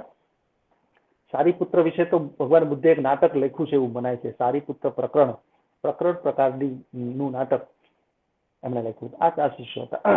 પણ ભગવાન બુદ્ધે જે મોટી ક્રાંતિ કરી મારા મત મુજબ, એમણે સ્ત્રીઓને દીક્ષા આપી. વર્ષાબેન, આ એક મોટી ક્રાંતિ હતી. આ તો ન ભૂતો ન ભવિષ્યથી જેવી વાત થઈ, કારણ કે ભગવાન બુદ્ધ પછી પણ આ વિચારધારાને ઠેસ લાગી છે, અને એના પહેલા તો હતું જ નહીં. એને સ્ત્રીઓને દીક્ષા આપી. બહુ મોટું ક્રાંતિકારી કામ ભગવાન બુદ્ધનું આ છે. એટલું જ નહીં, ગણિકાને પણ એને આમ્રપાલી નામની ગણિકાની કથા બહુ જાણીતી છે. અને આમ્રપાલીને દીક્ષા આપી ત્યારે બહુ મોટો વિરોધ થયેલો. એના અસંખ્ય શિષ્યો એને છોડીને ચાલ્યા ગયા. અને એ બધા વિરોધની વચ્ચે પણ ભગવાન બુદ્ધે સ્ત્રીઓને દીક્ષા આપવાનું શરૂ રાખ્યું. અને આમ તમે જુઓ તો એક વાત વિચારવા જેવી છે કે વેદ છે, આપણા વેદો, એ વેદમાં સ્ત્રીઓને સમોવડી ગણવામાં આવે છે, વેદની અંદર. હવે આપણી હિન્દુ પરંપરા એ જ સ્ત્રીઓને વેદો વાંચવા નથી દેતી. આ કેવી મોટી કોન્ટ્રાવર્સી છે. એટલે સ્વામી સચ્ચિદાનંદજીએ તો બહુ સરસ વાત કરી છે કે મોટા ભાગના ધર્મમાં બધું આવું જ છે. અને સચ્ચિદાનંદજી કહે છે કે વિશ્વના લગભગ તમામ ધર્મો છે, એ તમામ ધર્મોમાં સ્ત્રીને ક્યાંય પુરુષની સમોવડી ગણવામાં આવી નથી. અને આ તો સ્વામી સચ્ચિદાનંદ છે એટલે એ તો તાર્કિક રીતે જ કહી દે આપણને. એટલે એ કહે છે કે કોઈ સ્ત્રીને ક્યાંય પૈગંબર બનાવી છે, આવું લખે છે એમના પુસ્તકમાં. એને બુદ્ધ ચરિત્ર ચિંતન એવું જ પુસ્તક લખ્યું છે. મને મારા અભ્યાસમાં એ બહુ મહત્વનું પુસ્તક થઈ પડ્યું છે. એટલે કીધું સ્વામીજીએ કે તમે ક્યાંય કોઈ સ્ત્રીને પૈગંબર થતી જોઈ? તમે કોઈ સ્ત્રીને ઈસુ થતી કે પોપ થતી જોઈ? તમે કોઈ સ્ત્રીને તીર્થંકર થતી જોઈ? નથી. ક્યાંય કોઈ ધર્મમાં સ્ત્રીને આટલું સ્થાન અપાયું નથી, કે નથી આપણી પરંપરામાં, હિન્દુ પરંપરામાં કોઈ સ્ત્રી શંકરાચાર્ય બની. તો આવું શા માટે? એટલે ભગવાન બુદ્ધે એક ક્રાંતિકારી વલણ એના સમયમાં અપનાવ્યું. બહુ અઘરું હતું. અને એ સ્ત્રીઓને એને દીક્ષા આપી. અને એ દીક્ષા આપીને એક મોટું કામ તો એને કર્યું કે એને પુરુષની સમોવડી એને બતાવી. અને બીજી એક વાત કે ભગવાન બુદ્ધે ક્યારેય કોઈને પરાણે દીક્ષા આપી નથી, ક્યારેય કોઈને પરાણે કંઠી બાંધી નથી. માત્ર ને માત્ર સંસાર જીવોના દુઃખમાંથી જે સર્વમ દુઃખમ દુઃખમ જે વાત છે, જે પેલું આર્ય સત્ય છે, એ વાત છે, એમાંથી મુક્તિ મેળવવા માટે એમણે આ સ્ત્રીઓને દીક્ષા આપવાનું કામ કર્યું. મેં કીધું કે એમણે આમ્રપાલી જેવી ગણિકાને પણ દીક્ષા આપી. અને પૂજ્ય મોરારી બાપુ યાદ આવે, એમણે માનસ ગણિકા કથા કરી. તો વાત એ હતી કે ભગવાન બુદ્ધ છે એ કચડાયેલા લોકો, દબાયેલા લોકો, સમાજના નીચલા સ્તરના લોકોને ભગવાન બુદ્ધે બહાર લાવવાનું કામ કર્યું છે. અને એમને ઉચ્ચ કરવાનું કામ કર્યું છે, એમને શિક્ષિત કરવાનું કામ કર્યું છે. ભગવાન બુદ્ધે તો ઘણા બધા સેવાના પણ કામ કર્યા છે. જે લોકો રોગી હતા એ રોગીઓની પાસે જઈને એમના રોગોને દૂર કર્યા છે. જે લોકો પાસે ઝૂંપડા નહોતા એમને ઝૂંપડા બનાવવાના કામ કર્યા છે. એવા સામાજિક કાર્યોથી માંડીને આધ્યાત્મિક ક્રાંતિ આપવાના કાર્યો પણ લોકોની સામે એમને કર્યા. અને ખરેખર એમ કીધું. ને જયારે આપણે પેલો વર્ષાબેન મરીઝનો એક શેર મગજમાં હતો જ ને, પણ અચાનક મગજમાંથી નીકળી ગયો છે. હા, જિંદગીના મરીઝ કે છે કે જિંદગીના રસને પીવામાં કરો જલ્દી મરી, જિંદગીના રસને પીવામાં કરો જલ્દી મરી, એક તો ઓછી મદિરા છે ને ગળતું જામ છે. એટલે આ વાત છે, લોકોને આ સમજાવ્યું બુદ્ધે કે તમારી પાસે એક તો बहुत ઓછી अच्छा। મદિરા છે. બુદ્ધે આવું સમજાવ્યું કે તમારી પાસે ઓછી મદિરા છે ને ગળતું જામ છે, જલ્દી પી લો. આ તમારી પાસે બહુ ઉંમર નથી, જેટલું સત્કાર્ય થાય, જેટલું કરુણાથી કાર્ય થાય, જેટલું માનવો માટે કાર્ય થાય. એટલે આ એક આ ધર્મનું સેન્ટર પોઈન્ટ જે હોય મારા મત પ્રમાણે તો એ માનવતા છે. એટલે ભગવાન બુદ્ધે આ પણ કામ કર્યું. અને પૂજ્ય મોરારી બાપુએ જયંત આપણે સત્ય, પ્રેમ અને કરુણા ભગવાન કરી, બરોબર છે. એટલે હું એવું સત્ય, પ્રેમ ને કરુણા એ બાપુએ સૂત્ર આપણને આપ્યું છે, તો મને એવું લાગે કે સત્યથી પ્રેમ કરીને કરુણા પામો. वाह वाह, बहुत અને अच्छा। સત્યને સાથે રાખીને માનવોને પ્રેમ કરો અને એ રીતે કરુણાને પામો, એવી વાત કદાચ એમાં મને તો દેખાય છે પૂજ્ય બાપુના આ સૂત્રમાં. એટલે મને બહુ ગમે છે. બાપુના ફ્લાવર્સ હોવાને કારણે પણ આ વાત મને ખાસ તો બહુ ગમે છે. નિર્વાણ શબ્દ, હવે છેલ્લી 5 મિનિટમાં મારી વાત કરું વરસાદે. ભગવાન બુદ્ધ, આમ તો નિર્વાણ શબ્દ છે એના નિર્વાણ શબ્દનો અર્થ થાય બુજાઈ જવું. નિર્વાણ શબ્દનો દીપ નિર્માણ જાણીતું છે દર્શકનું, આપણે જાણીએ છીએ મનુભાઈ પંચોળીની દીપ નિર્વાણ વાર્તા કથા, બુજાઈ જવું. એટલે જ્યારે નિર્વાણ શબ્દ બૌદ્ધ ધર્મના કેન્દ્રમાં આપણે જોઈએ છીએ ત્યારે 2 પ્રકારના નિર્વાણ થાય છે. એક તો ભગવાન બુદ્ધને જે સમયે બુદ્ધત્વ પ્રાપ્ત થયું, બુદ્ધત્વ પ્રાપ્ત થયા પછી તો ભગવાન બુદ્ધ બહુ લાંબુ જીવ્યા છે. એટલે જે સમયે બુદ્ધત્વ પ્રાપ્ત થયું એ એમનું નિર્વાણ છે, એ એમનું આધ્યાત્મિક નિર્વાણ છે. અને એનો ક્ષર દેહ જ્યારે નિર્વાણ પામે છે એ એમનું મૃત્યુ છે. એટલે 80 વર્ષની ઉપરની ભગવાન તથાગતની ઉંમર હતી. અને એમના પિતા, એમની પત્ની, એનો પુત્ર પણ, એના 4 શિષ્યો, આ બધા મૃત્યુ પામ્યા છે. અને 80 વર્ષની ઉંમર પછી, એટલે કે 81-82 વર્ષની ઉંમરે ભગવાન બુદ્ધે, એવું કહેવાય છે કે કુશીનારા એવા પ્રદેશમાં પોતાનો દેહ છે એ ત્યાગ કર્યો. ને એ રીતે વિદ્વાનો માને છે કે ઈસવીસન પૂર્વે 460 નો સમય ભગવાન બુદ્ધ જ્યારે નિર્વાણ પામ્યા ત્યારે હતો. ભગવાન બુદ્ધના અસ્થિ જ્યાં જ્યાં પધરાવવામાં આવ્યા છે અલગ અલગ પ્રદેશોમાં, એ ત્યાં આજની તારીખમાં પણ એવા 10 પ્રદેશો છે કે જ્યાં એમના સ્તૂપો બાંધવામાં આવ્યા છે. એમાં લુંબિની, જ્યાં એમનો જન્મ થયો, મેં હમણાં કહ્યું પ્રમાણે, ત્યાં સ્તૂપ બંધાયું છે. પછી બોધ ગયા, જ્યાં એમને બુદ્ધત્વની પ્રાપ્તિ થઈ, ત્યાં સ્તૂપ બાંધવામાં આવ્યો છે. પછી સારનાથ, કુશીનારા, શ્રાવસ્તી અને સંકાશ્ય અને રાજગૃહ, આવા પ્રદેશોમાં એ લોકો, એમણે બહુ પોતાના શિષ્યો સાથે પરિભ્રમણ કર્યું, તો આ પ્રદેશોમાં એમના સ્તૂપો બંધાયા છે. અને વૈશાલી, કૌશાંબી, ત્યાં પણ એ બહુ ફર્યા અને પરિભ્રમણ કર્યું, બૌદ્ધ ધર્મચક્ર પ્રવર્તન કર્યું, ત્યાં પણ એમનું સ્તૂપ છે. અને કપિલવસ્તુ, કે જ્યાં એનું બાળપણ વીત્યું, એમના લગ્ન થયા, એને પુત્ર થયો, એ કપિલવસ્તુમાં અત્યારે આપણને આ સ્તૂપો જોવા મળે છે. આટલી મારી વાત કરું, મને એમ થાય કે આ તો ગાગરમાં સાગર ભરવા જેવી વાત હતી, કારણ કે ઘણું બધું બુદ્ધ વિશે મનમાં જન્મતું જતું હતું, જે હું કદાચ કહી નથી શક્યો. પણ ફરીવાર ક્યારેક, અને આટલું ચિંતન કરવા મળ્યું એ પણ મારા માટે બહુ મોટી વાત છે. ખાસ એક નાનકડી વાત કરું કે મેં આ મારા વક્તવ્ય દરમિયાન જે પુસ્તકો ખપમાં લીધા છે, એમાં મૂળ જે પ્રબંધ કાવ્ય છે અશ્વઘોષનું બુદ્ધ ચરિતમ, જેના 28 સર્ગો જેમાં સમાવેશ છે, એવું ચોખંબા સંસ્કૃત સિરીઝનું શ્રી રામચંદ્ર દાસજીનું બુદ્ધ ચરિતમ સંપાદિત પુસ્તક મને ટેક્સ્ટ માટે ખાસ કરીને જયંત એટલે મેં ઉપયોગમાં લીધું છે. ડોક્ટર બાબા સાહેબ આંબેડકર લિખિત એક બહુ સરસ મજાનું પુસ્તક છે, હિન્દીમાં છે, ભગવાન બુદ્ધ ઓર ઉનકા ધર્મ, એ પણ વાંચ્યું. અને સ્વામી સચ્ચિદાનંદજીનું પુસ્તક જે મને બહુ પ્રભાવિત કરી ગયું, મેં તો બીજી વાર વાંચ્યું આ અભ્યાસને કારણે, એ છે બુદ્ધ ચરિત્ર ચિંતન. બહુ સુંદર પુસ્તક, વાંચવા જેવું છે. અચ્છા, એક નાનકડી એવી પુસ્તિકા ગુણવંત શાહે લખી છે બુદ્ધ નામની, એ પણ વાંચવા જેવી છે. અને સૌથી વધારે વાત તો તમને આશ્ચર્ય થશે કે સેપિયન્સ નામનું હમણાં પુસ્તક બહુ લોકચર્ચિત થયું, એ યુવલ નોઆ હરારી, ઇઝરાયલમાં જેરુસલેમમાં હિબ્રુ યુનિવર્સિટીમાં ઇતિહાસના પ્રોફેસર છે અને લેખક છે, યુવલ નોઆ હરારી. રાજ ગોસ્વામીએ એનો અનુવાદ કર્યો છે સેપિયન્સ નામથી. આ પુસ્તક પણ વાંચવા જેવું છે. તો મને તમે આ વિષય માટે નિમંત્રિત કર્યો એ ખાસ કરીને અખિલ ભારતીય સાહિત્ય પરિષદના કર્ણાવતી એકમના સર્વ હોદ્દેદારો, બળવંતભાઈ તો મારા બહુ નજીકના સ્નેહી છે અને એમને હું આ તકે વંદન કરું અને ખાસ કરીને વર્ષાબેન ને જયંતભાઈ, તમે નિમિત્ત બન્યા તમારો ઋણ સ્વીકાર કરીને મારી વાત પૂરી કરું એ પહેલા મહાકાવ્ય બુદ્ધચરિત છે, એટલે અશોક ઘોષે જે મહાકાવ્યમાં કહ્યું એ મારે વર્ષાબેન હાઈકુમાં કહેવું છે. બિલકુલ. તો એક હાઈકુથી આ વાત પૂરી કરું કે માનવતા જ ખરી બુદ્ધત્વ પ્રાપ્તિ, માનવતા જ ખરી બુદ્ધત્વ પ્રાપ્તિ કહી શકાય. ખરી બુદ્ધત્વ પ્રાપ્તિ કહી શકાય. ખૂબ ખૂબ આભાર શ્રોતાઓ સૌનો હૃદયપૂર્વક દિલથી હું આભાર માનું છું. Thank you very much. અરે સ્નેહલભાઈ, તમારે આભાર ના માનવાનો હોય, આભાર અમારે તમારો માનવાનો હોય. કે આવા વક્તા મળવા ખૂબ મુશ્કેલ છે કે જે વક્તા તરીકે આપણી રાહ જુએ, ઓડિયન્સની રાહ જુએ, એવા વક્તા બહુ ઓછા મળતા હોય છે. તમારા સ્વભાવથી અમે પહેલેથી પરિચિત છીએ, બહુ જ સહજ. વર્ષાબેન, હા, સ્નેહલભાઈના આજના વક્તવ્ય પછી એવું થશે કે હવે જ્યારે પણ એમનું વક્તવ્ય રહેશે ને ત્યારે આપણે અચૂક રાહ જોઈશું. બિલકુલ બિલકુલ. થેન્ક યુ બેન, થેન્ક યુ વેરી મચ. સરસ સ્નેહલભાઈ, બહુ સહજ અને સરળ રજૂઆત હતી અને બુદ્ધ ચરિત શબ્દ વાંચીએ સાંભળીએ પણ તમે જે આખું બુદ્ધ ચરિત અમારી સામે રજૂ કર્યું ને, ખૂબ જ સુંદર અને સરળ રજૂઆત હતી. Thank you very much. ખૂબ ખૂબ આભાર. અને સ્નેહલભાઈ, હું જ્યારે એફઆઈ માં હતી ને ત્યારે આ કૃતિ અમારે ભણવામાં આવતી હતી. આજે તો મને તાજી થઈ ગઈ છે.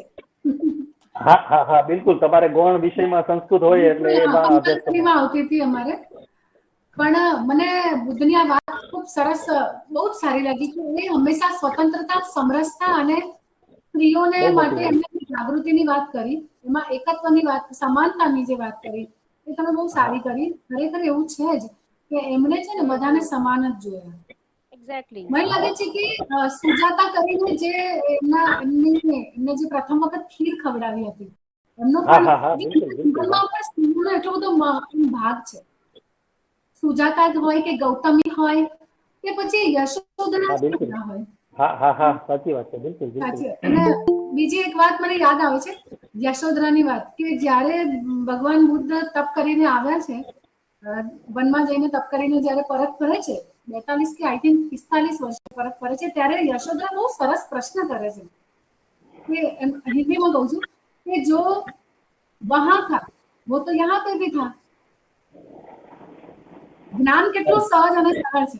એમને એ સમજતા આટલા વર્ષો લાગ્યા. એણે સ્વીકાર્યું ભગવાન બુદ્ધે કે બિલકુલ સાચી વાત છે, પણ મને એ સમજ એની શોધમાં જે હતો, સ્વની શોધમાં, કે જે તો મારી પાસે જ હતું, મારા શ્વાસમાં જ હતું, જેનું આત્મજ્ઞાન મને ત્યાં જઈને થયું, તો મને અહીંયા પણ થઈ શકતું હતું. પણ કહેવાય છે ને કે સમજના ઘરમાં આવવું જોઈએ. માણસની અંદર બરાબર તીવ્ર કક્ષાએ જાગૃત થાય તો જે પરમ બુદ્ધ બની શકે છે. એટલે મને રમેશ પારેખનો જે મેં પ્રથમ વાર શેર કીધું ને, કે દરેક માણસ તો ખરેખર બુદ્ધ ના જ બની શકે. હા, બિલકુલ સાચું. એની માટે તો એ પોતે સ્વયં જ્યારે જાગૃત થાય, અને મને લાગે છે સ્નેહલભાઈ કે જે બુદ્ધે તપ કર્યું, જે જાગૃતિ માટે, જે સ્વજ્ઞાનની વાત કરી, શાંતિનો જે પાઠ લાવ્યા, અહિંસા પરમો ધર્મ લાવ્યા, કે જે 11 સૂત્રની વાત આવી, જે કંઈ એ લાવી શક્યા, એને આજે કોઈ પણ ધર્મ કે સંપ્રદાયમાં સ્વીકારવું એટલું બધું અઘરું છે. તમે જ હમણાં કીધું કે વેદ સ્ત્રી ના વાંચી શકે, કે હજી તો આપણે ઘણું બધું જાણીએ છીએ કે ધર્મની અંદર તો કેટલું બધું ઘૂસી ગયું છે. બિલકુલ બિલકુલ. આ જે વિચારધારા છે બહુ શુદ્ધ છે. એટલે બુદ્ધ થવા માટે પ્રથમ તો શુદ્ધ થવું એ પ્રથમ શરત છે. યસ, બિલકુલ રાઈટ. એટલે આ મેં મારો પ્રતિભાવ, એકચ્યુઅલી તો આજે છે ને કવિ સ્નેહી પરમાર અહીંયા જોડાવાના હતા, મેં એમને કોલ પણ કર્યા, કેમ કે આવા જયારે ફિલોસોફિકલ વિષય હોય છે તો એમને પણ બહુ જ ગમતા હોય છે. અને જેટલા પણ અમે 3-4 કાર્યક્રમ કર્યા, અહીંયા મિત્રો હાજર છે, સાક્ષી છે કે એ ક્યારેક ને ક્યારેક હાજર હોય જ છે અને પોતાની વાત મૂકતા હોય છે. તો આજે કંઈક જોઈન્ટ નથી થઈ શક્યા, એમને ખૂબ મજા પડે. એમના વતી હું પ્રતિભાવ આજે મેં તમને આપ્યું કે આ કાર્યક્રમ ખરેખર આજે સાચે આપનો બુદ્ધ ચરિત્રમ વિશે જે કંઈ જ્ઞાન મળવું જોઈતું હતું એ તમે આપ્યું છે. એનાથી અમે બધા જ પ્રસન્ન છીએ. વધુ સમય હવે આપણે કવિને સાંભળવા છે. આપણે હવે કવિને સાંભળવા છે. કવિ સ્નેહલ જોશી સ્નેહલભાઈ, અચ્છા વક્તા છે. હા, બોલો બોલો તુષારભાઈ. જી નમસ્કાર. નમસ્કાર હા નમસ્કાર હા બોલો. હા નમસ્કાર. સ્નેહલભાઈ, બહુ મજા પડી અને હંમેશા એક વસ્તુ ગમી છે કે 5 મિનિટ બોલવાનું હોય કે 45 મિનિટ, તમારા સંદર્ભો હોય છે એ બહુ કામ લાગતા હોય છે. આપે 40-45 મિનિટમાં એક આખી કૃતિને મૂકી અને એની સાથે આટલો બધો સ્વાધ્યાયનો દાખલો કર્યો. અમને તો તે દિવસે પણ અમે પ્રતીક્ષા કરતા હતા, પણ એ પાછું જલ્દી તમે અમારી સામે રજૂ કર્યું એટલે અભિનંદન અને ખૂબ મજા પડી. Thank you Tusharbhai, thank you very much. અરે મારે સાચું કહું, એ ટેકનિકલ ઇશ્યુ ના હોત તો આપણે 2 દિવસ પહેલા બધું સાંભળી ચૂક્યા હોત, પણ ક્ષમા યાચના સાથે કહું બિલકુલ. છું. પ્રતીક્ષાનો આનંદ, પ્રતીક્ષાનો બિલકુલ આનંદ. બિલકુલ. તો હવે આપણે સ્નેહલભાઈ ખૂબ ખૂબ તમે જે અભિનંદન. રેફરન્સીસ આપ્યા છે ને, તો એક રિક્વેસ્ટ છે, એ રેફરન્સીસ તમે જયંતભાઈ અથવા વર્ષાબેન ને તમે જી. મેસેજ કરી દેજો ને. બિલકુલ. હા શ્યોર શ્યોર, બિલકુલ કરી દઈશ, ચોક્કસ. કારણ કે હવે કોઈ તમારા સ્નેહલભાઈ- વિસ્તારમાંથી વક્તવ્ય પસાર થવું પછી હોય તો તમારા વક્તવ્ય પછી એવું સ્નેહલભાઈ છે ખૂબ ખૂબ કે અભિનંદન. હવે ફરીથી એ વાંચવાની ઈચ્છા થઈ છે કે વાંચવું જોઈએ એમ. શ્યોર શ્યોર, મોકલીશ ચોક્કસ. હા થેન્ક યુ સ્નેહલભાઈ. ખૂબ ખૂબ અભિનંદન. કેવું હતું હરીશભાઈ? બહુ બહુ હરીશભાઈ, બહુ thank you, સરસ, thank you. બહુ મજા આવી. Very Thank you, nice. Harishbhai. Right. સમય ઓછો પડ્યો, હા, બહુ હા, સાચી હા વાત. એવું એવું થઈ. હા જી હા હા, બિલકુલ ખરેખર બિલકુલ. સમય ઓછો પડ્યો. તમને સાંભળવાની ખૂબ ખૂબ સાચી વાત છે, આનંદ એવું થઈ લાગતું હતું રહ્યો. જાણે સાંભળતા જ રહીએ એમ. એટલી સરસ રજૂઆત હતી. અને એટલી બધી સરળતા ખૂબ ખૂબ આભાર સાથે સૌને. સ્નેહલભાઈ, અમે વક્તવ્ય સાંભળતા હોઈએ છીએ. કેટલાક મિત્રો ને બધા પોતપોતાની એક રીત છે વાત કરવાની, પણ સહજતા આપોઆપ પ્રગટ થતી હોય છે, તો જોયું છે. અને હા કદાચ હા અહીંયા મારા જેવો અનુભવ બધા મિત્રો કરે છે. સાચું કહું છે ને હા, રાકીબેન? વર્ષાબેન મેં એમને પહેલા જ કીધું કે એકદમ સરળ અને સહજ રજૂઆત. અને એ બોલતા હતા તો એવું જ થતું હતું જાણે એકદમ સીધી સરળ ભાષા એ બોલે છે અને કાન સાંભળે છે, સીધું દિમાગ એને ગ્રહણ કરી લે છે. જરા પણ કહેવાય ને કે વચ્ચે ડિક્શનરી કે કસાની જરૂર જ નથી. એમની વાત Thank you, કરવાની આ thank you. શોખ છે. શૈલીની વાત છે. એક્ઝેક્ટલી એ જે રીતે શબ્દો પસંદ કરીને જે વાક્ય રચનાથી પણ વાત કરી, એમણે જે ભાવ અને જે રજૂઆત જે આપણા સુધી પહોંચાડવા માંગ્યું ને, એ 100% પહોંચ્યું છે. મારો શ્રમ છે સાર્થક થયો અને એને મને બહુ સાચી વાત કહું, આ આપણો કાર્યક્રમ ફળીભૂત થયો કહેવાય કે અહીંયાથી Exactly. તમને હવે અને આપણે અમને કવિને પોતાને એવું લાગ્યું કે આ સમય ઓછો હતો. ઓછો હતો. આ સમય રિયલી ઓછો લાગ્યો. પણ આપણે પરિવાર જો હા, સંસ્કૃત વિષય છે ને સ્વાતિબેન, હા. સંસ્કૃત વિશે બહુ જ મીઠી ભાષા છે. મને તો ક્યારેક ક્યારેક સંસ્કૃતમાં બોલવાની બહુ ઈચ્છા થાય, તો મારી દીકરી સાથે નાના નાના વાક્યોમાં બોલું પણ છું. એટલે અરે વાહ. વર્ષાબેન, ભાષા તો દરેક મીઠી હોય છે, પણ શૈલી કઈ રીતે રજૂ થાય છે ને એના પર છે, કઈ વ્યક્તિ કઈ રીતે એની રજૂઆત કરે છે. બિલકુલ બિલકુલ એગ્રી. એટલે આજે રિયલી મજા આવીને સ્નેહલભાઈ, અમે તમને છે ને ભવિષ્યમાં પણ સાંભળવાની તક લઈશું જ. આપણે ચોક્કસ અમને લઈશું. ભવિષ્યમાં પણ તમને સાંભળવાનો લાવો જોઈએ જ છે, એવું છે. ચોક્કસ શ્યોર ચોક્કસ. શ્યોર, ચોક્કસ, બિલકુલ. અને આપણે કવિને સ્નેહલભાઈના વર્ષોના અભ્યાસનું આ પરિણામ છે. પરિણામ છે. બિલકુલ અને બિલકુલ બિલકુલ. સ્નેહલભાઈનો પોતાનો એટલો મોટો અભ્યાસ છે કે એમને શું કેવું, હું તો અમે તો અત્યારે સ્નેહલભાઈ કહું છું, બાકી તો અમે સ્નેહલ કહેતા હોઈએ છીએ. અને હા, એ તો બરાબર છે. પણ એ બહુ મોટો અભ્યાસ છે અને એમને કોઈ પણ બીજા વિદ્વાનોની સાથે થી એક સ્ટેપ આપણે આગળ મૂકી શકીએ એવા એ વિદ્વાન છે. બિલકુલ ચોક્કસ અને ચોક્કસ. એ અહીંયા એમનું વક્તવ્ય આવ્યું છે તો આપણને બહુ આનંદ થયો હોય. હા, થેન્ક યુ બેન. ચોક્કસ અને સૌથી મોટી વાત એ છે કે એ લો પ્રોફાઇલ છે. એની જ મજા હોય છે હરીશભાઈ. સૌથી મોટી એમની વાત લો છે. પ્રોફાઇલ ના કારણે જ એમની રજૂઆત છે ને સહજ અને સરળ રહી એની જ છે. મજા હોય છે બહુ બહુ હંમેશા. બહુ સરસ, બહુ સરસ, બહુ સરસ. મને Thank you, મિત્ર. કવિનો શેર યાદ આવે છે સ્નેહલભાઈ તમારા માટે, હા કે ઈશાન. સૂર્ય તપતો હોય એની મધ્યમાં અને કોઈ ચરણોમાં આવીને ઝૂક્યું હોય તે બેસે અહીં. હા હા, હા, તમને હા આ બિલકુલ. બંધ બેસે છે એમ. કવિને યસ તો યસ, પોતાના જીવનમાં બંધ બેસે જ, સાચી પણ વાત. આ શેર એવો છે ને કે તમારા જેવા વક્તાઓને પણ બંધ બેસે છે. You are right. એટલે જેનો Thank you. સંદર્ભ જ સૂર્ય છે કાવ્ય સંગ્રહમાં, એવા કવિને હવે આપણે 2 રચનાઓ સાંભળવાના છીએ. તો એમનું સ્વાગત કરતા પહેલા, એટલે એમને આવકારતા પહેલા હું એમના જ શેરથી એમનું સ્વાગત કરું છું કે સૂર્યનો સંદર્ભ લઈને આંખમાં આવી ન પડ. સૂર્યનો સંદર્ભ લઈને આંખમાં આવી ન પડ. રાતને ભોગવ પ્રથમ ને આગ ભડકાવી ન પડે. રાતને ભોગવ પ્રથમ ને આગ ભડકાવી ન પડે. ને બીજો પણ એક મસ્ત શેર છે જે મને ગમ્યો છે કે અમારી આંખમાં વિદ્રોહની તાકાત છે. આ એક કુમારી કેવી છે, જો કવિનો મિજાજ અહીંયા તમને જોવા મળશે કે અમારી આંખમાં વિદ્રોહની તાકાત છે તો છે, સળગતા સૂર્ય જેવો ચિત્તમાં જજ્બાત છે તો છે. તો કવિને આપણે સાંભળીએ, કવિ સ્નેહલ જોશી. વધારે કરો. થેન્ક યુ વર્ષાબેન. મિત્રો બે ગઝલ સંભળાવું છું. ગઝલ સ્વાગત.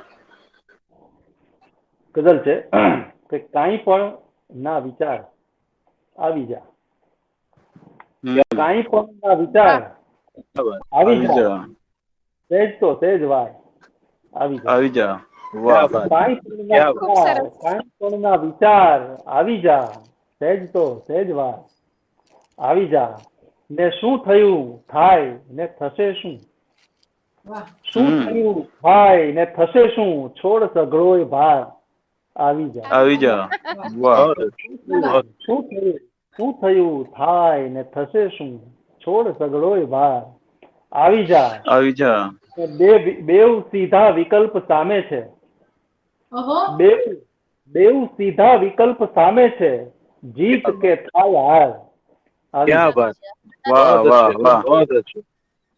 બેવ સીધા વિકલ્પ સામે છે, જીત કે થાય હાર આવી જા. અને શેર છે મિત્રો કે કાં ભીતર ગુંગળાઈ ડૂબી જા,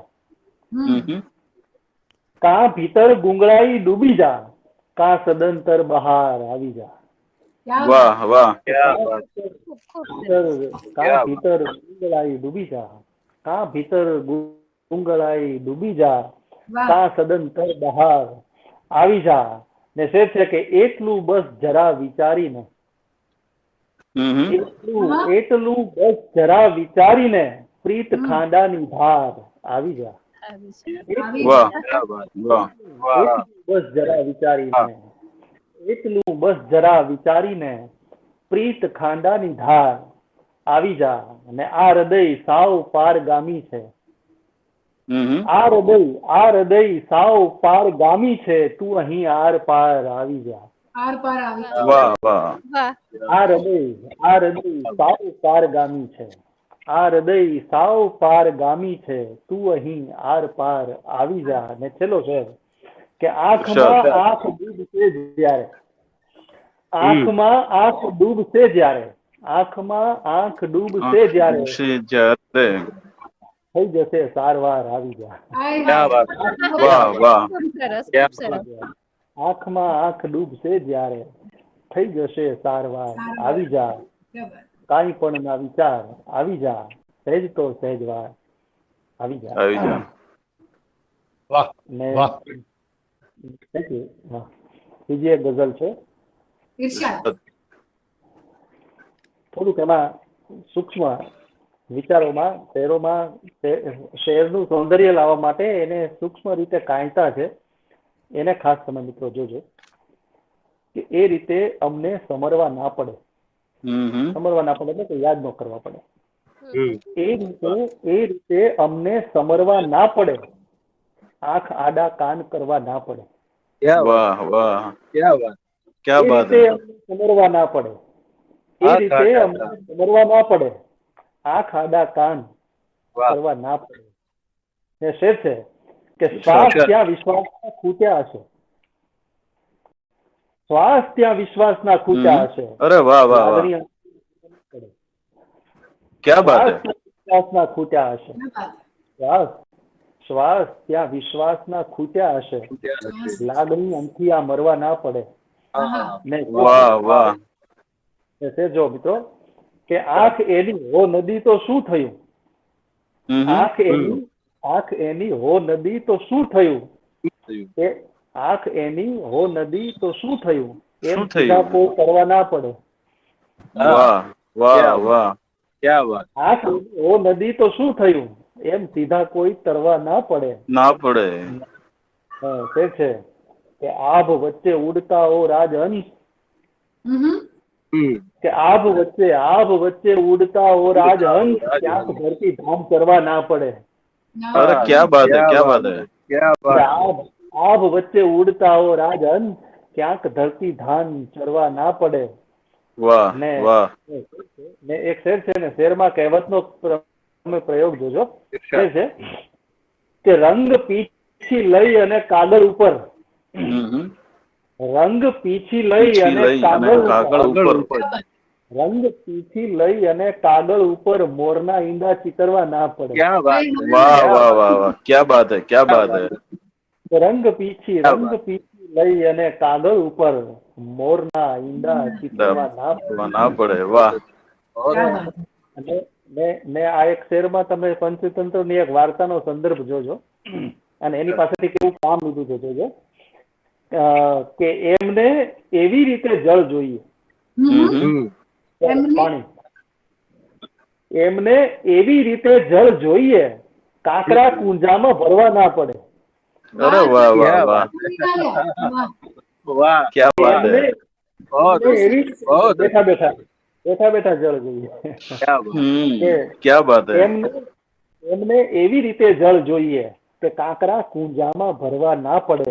ના પડે. મિત્રો એક શેર છે, છેલ્લો શેર છે, જોજો તમે, કે ફૂટપટ્ટી લઈને બેઠો છે ઉપર. ઈશ્વરની વાત છે, ઈશ્વર ઉપર ફૂટપટ્ટી લઈને બેઠો છે.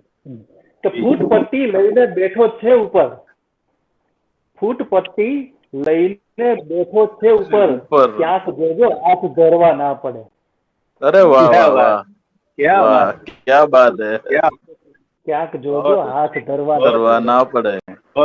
એ રીતે એમને સમરવા ના પડે, આંખ આડા કાન કરવા ના પડે. થેન્ક યુ દોસ્તો.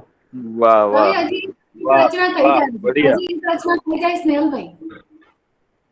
હા આપણી હા પાસે વર્ષાબેન. હજી આપણી પાસે 2 મિનિટનો સમય છે. એક રચના.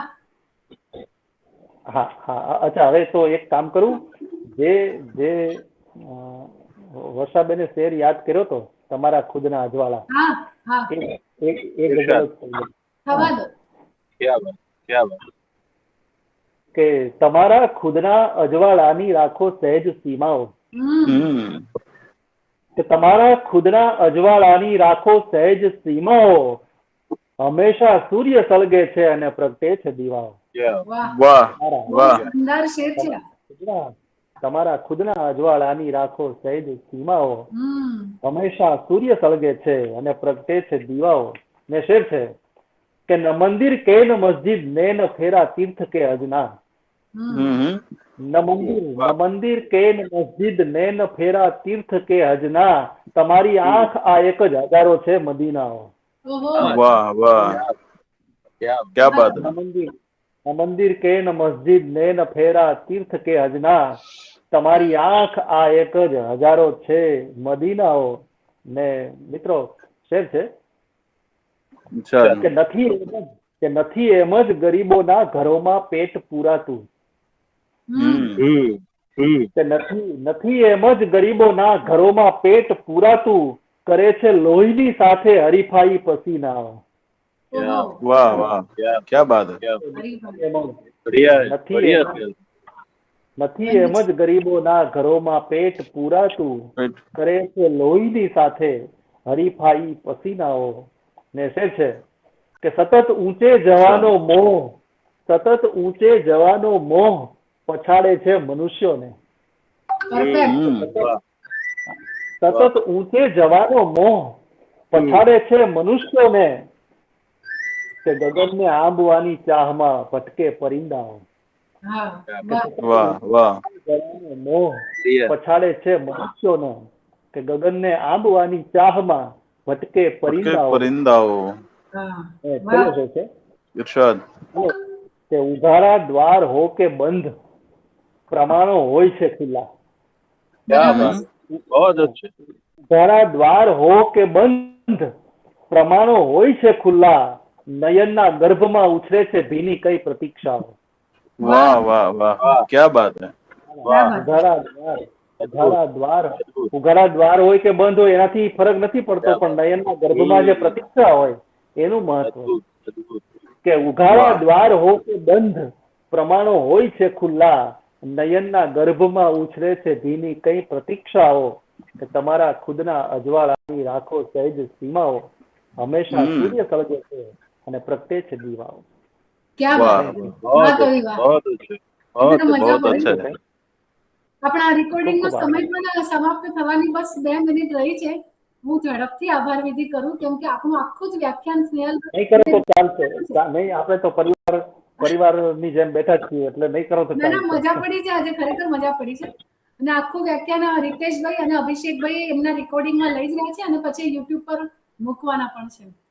તો આજના આ કાર્યક્રમમાં અત્રે ઉપસ્થિત વક્તા શ્રી ડોક્ટર સ્નેહલ જોશી, આપણા ટીમ મેમ્બર્સ સૌ, જયંતભાઈ હોય કે ખ્યાતિબેન હોય કે જયમલભાઈ હોય, સંજયભાઈ મકવાણા પણ અહીંયા ઉપસ્થિત છે, હરીશભાઈ છે, તુષાર વ્યાસ છે, રીતેશભાઈ સ્વયં તો હોય જ હંમેશા આપણી સાથે, અભિષેકભાઈની સાથે. આપ સૌ મિત્રોનો ખૂબ ખૂબ આભાર આટલો સુંદર ઉપક્રમ કરવા માટે અને આટલો સમય આપણે એકબીજા માટે ફાળવી શક્યા. અખિલ ભારતીયમાં આપણે આવા જુદા જુદા મુદ્દાઓ લઈને, જુદા જુદા વિષય લઈને, પછી એ ગુજરાતી સાહિત્ય હોય, સંસ્કૃત સાહિત્ય હોય, ઇતિહાસ હોય કે ફિલોસોફી કેમ ના હોય, એવા ડિફરન્ટ એમ કહેવાય વિવિધ વિષય લઈને આપણે હંમેશા આ ઉપક્રમ કરતા જ રહીશું. ભવિષ્યમાં પણ આપણે સ્નેહલભાઈનો આ રીતે લાભ લેવાના જ છે. સ્નેહલભાઈ, તમારો ખૂબ ખૂબ આભાર. અને Thank you. અંતે આપણે શાંતિ મંત્ર કરીને આપણે વિદાય લઈએ છીએ. મિત્રો, શાંતિ મંત્ર મારી સાથે ફાવે તો સૌ મિત્રો ગાઈ શકે છે. ખ્યાતિબેન, સ્નેહલભાઈ તમે પણ. જી. ઓમ પૂર્ણમદ પૂર્ણમિદં પૂર્ણમુદચ્યતે પૂર્ણસ્ય પૂર્ણમાદાય आदाय पूर्णमेवावशिष्यते ઓમ શાંતિ. शांति शांति સૌનો ફરીથી ખૂબ ખૂબ આભાર અને શુભરાત્રી સૌને.